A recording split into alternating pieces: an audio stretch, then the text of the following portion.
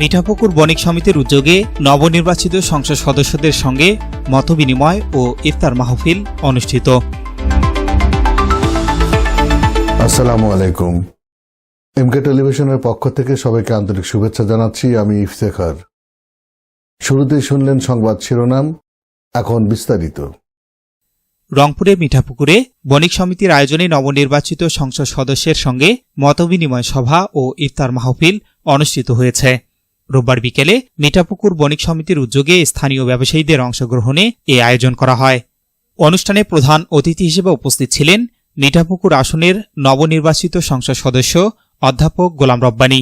বিশেষ অতিথি হিসেবে উপস্থিত ছিলেন জেলা জামাতের সেক্রেটারি অধ্যাপক মাওলানা ইনামুল হক।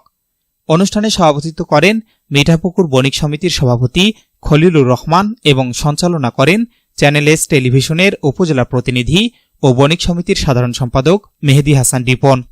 এ সময় স্থানীয় ব্যবসায়ীরা মিঠাপুকুর বাজারের বিভিন্ন সমস্যা নবনির্বাচিত সংসদ সদস্যের সামনে তুলে ধরেন। জবাবে সংসদ সদস্য বলেন, ব্যবসা পরিচালনার ক্ষেত্রে যেন সাধারণ মানুষ কোনো ধরনের কষ্ট বা ভোগান্তির শিকার না হয়, সেদিকে সবাইকে বিশেষভাবে খেয়াল রাখতে হবে। পরে দেশ ও জাতির কল্যাণ কামনা করে দোয়া ও মোনাজাতের মধ্য দিয়ে ইফতার মাহফিল সম্পন্ন হয়।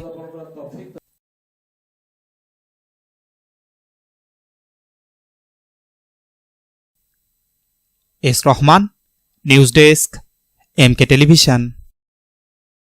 শেষ করছি এমকে টেলিভিশনের সংবাদ। এতক্ষণ আপনারা আমাদের সাথে থাকার জন্য অসংখ্য ধন্যবাদ।